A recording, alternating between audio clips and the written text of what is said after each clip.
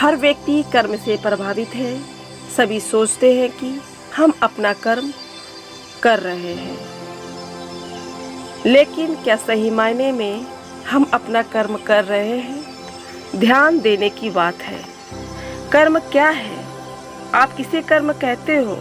कहीं ऐसा तो नहीं कि प्रतिक्रिया को ही आप कर्म समझने लगे हो? फिर तो जागने की जरूरत है। अपने कर्म के प्रति सचेत होने की जरूरत है।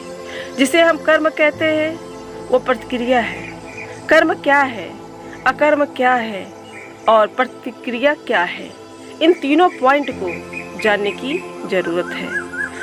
हर व्यक्ति सोचता है कि मैं जो कुछ भी कर रहा हूँ वह कर्म है, लेकिन वह कर्म नहीं है। और जिसे हम अकर्म समझते हैं वो भी अकर्म नहीं है। मानव जीवन का व्यक्तित्व बड़ा ही अलग ढंग का है। हम प्रतिक्रिया को कर्म समझते ही एक्शन को रिएक्शन समझते हैं। हम जो भी करते हैं, प्रतिकर्म करते हैं, प्रतिक्रिया करते हैं, हमारे भीतर से वह सहज नहीं आता। वो बाहर से पैदा किया गया होता है। जो भीतर से सहज जाए वो कर्म, जो सहज ना आए अकर्म। जैसे किसी ने गाली दी तो आपको क्रोध आता है, और किसी ने आपकी प्रशंसा की या फूलमाला पहना दिया तो आप गदगद हो जाते हो, मुस्कुराने लगते हो।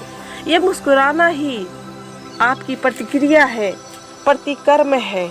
इसे समझें। कर्म का अर्थ होता है सहज, प्रतिकर्म का अर्थ होता है किसी ने प्रेरित किया। प्रतिकर्म में दूसरा आपका आधार स्तंभ होता है।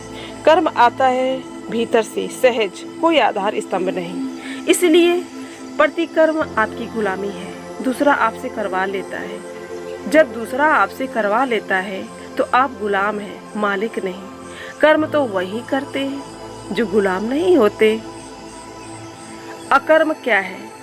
कर्म न करना अकर्म है, यह बात गलत। एक आदमी कहता है कि हम कुछ नहीं करते तो सोचता है कि अकर्म हो गया।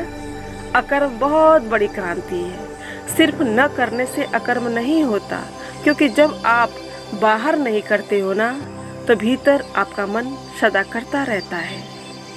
ये भीतर का सक्रियता ही सपनों का जाल बुनता रहता है। भीतर गहन कर्म का जाल चलता रहता है। अकर्म वह स्थिति है जब भीतर गहरे में कर्म की वासना ना रह जाए, मन शून्य मौन हो जाए। जब भीतर गहरे में कर्म की सूक्ष्म तरंगे ना उठे, तब समझना कि आप अकर्म की स्थिति में आ गए। यह सूत्र याद रखना। जिस व्यक्ति के भीतर अकर्म होता है उसके बाहर कर्म होता है, और जिस व्यक्ति के भीतर गहन कर्म में होता है उसके बाहर सदा ही प्रतिक्रिया होती है, और प्रतिकर्म होता है, रिएक्शन होता है। नमो चैतन्य।